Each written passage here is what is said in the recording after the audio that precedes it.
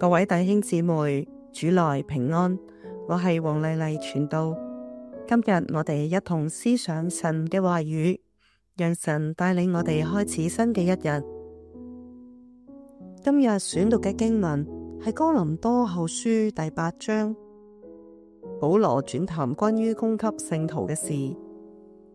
佢提醒哥林多教會嘅信徒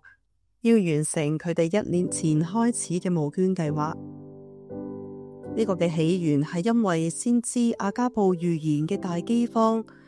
終究喺克勞狄統治時期發生，而呢一次嘅大饑荒係歷史紀錄裏邊一次重大糧食短缺嘅危機。當時安提阿教會發起咗跨區域嘅募捐計劃，門徒按住自己嘅能力去奉獻，並且將籌集資金嘅任務委託俾保羅同埋巴拿巴，送達有需要嘅猶太弟兄姊妹當中。保羅總係關心窮人嘅需要，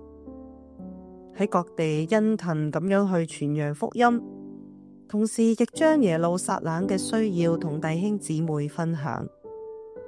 好多教會回應咗呢項募捐計劃，包括哥林多、加拉太同埋馬其頓教會。喺第1至5節裏邊，保羅以馬其頓教會嘅熱忱嚟到激勵哥林多信徒要完成募捐，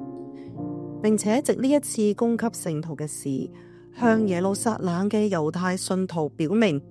外邦信徒確實承認基督並且順服佢，而神嘅恩典亦都臨到佢哋身上。好善樂施係人出於內心嘅良知同埋憐憫，自然而然地去做，無需其他人去到勸勉。但係人性都有弱點，憐憫嘅行動需要積極嘅榜樣嚟到激活。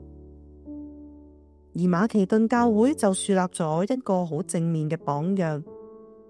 即使喺患難裏邊，亦冇被痛苦、悲傷同埋悔恨所淹沒。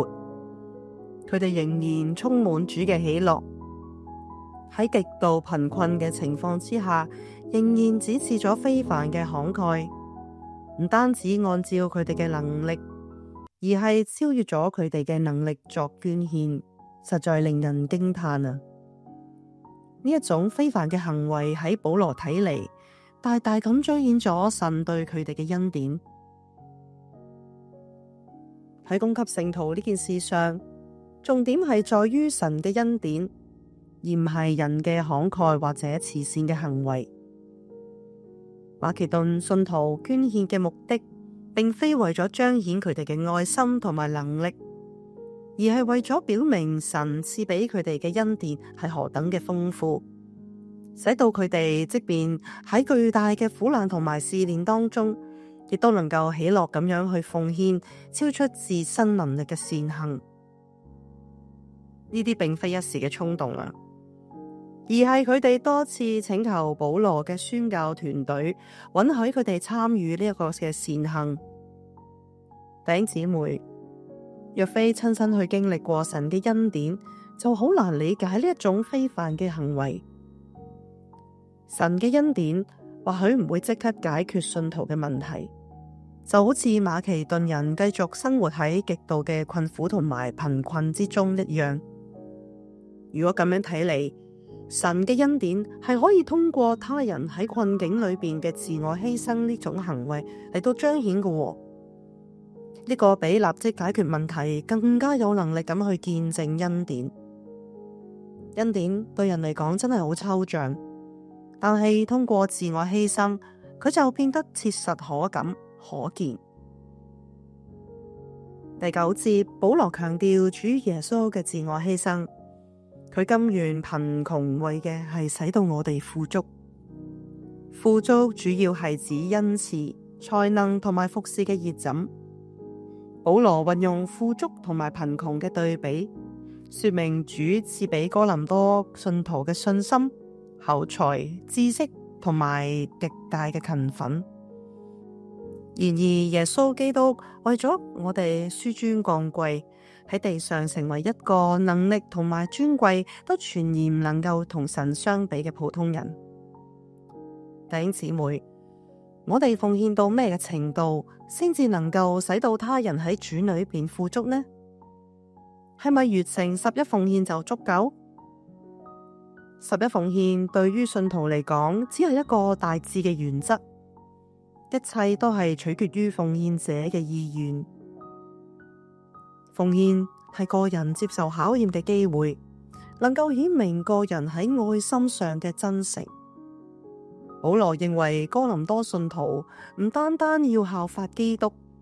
佢哋亦都要知道自己喺好多方面勝過別人，因此亦都應當喺善行上慷慨過人，彰顯對神同埋鄰舍嘅嗰份嘅愛啊！弟兄姊妹，讓我哋一齊嚟反思，我哋除咗定期作出11奉獻，我哋喺社會關懷、捐助他人嘅事情上，我參與咗幾多呢？係按住能力，定係好似馬其頓信徒一樣超過咗自身嘅能力啊？讓我哋同心禱告，滿有憐憫同埋公義嘅神，感謝你賜予我哋信心、口才、知識同埋極大嘅勤奮，讓我哋有能力慷慨施捨，周濟窮人。求主幫助我哋學習馬其頓信徒非凡嘅慷慨，幫助我哋甘心樂意使他人喺主裏面富足，喺善行上慷慨個人，彰顯對神同鄰舍嘅愛。我哋以上禱告，乃奉耶穌基督聖名祈求，阿門。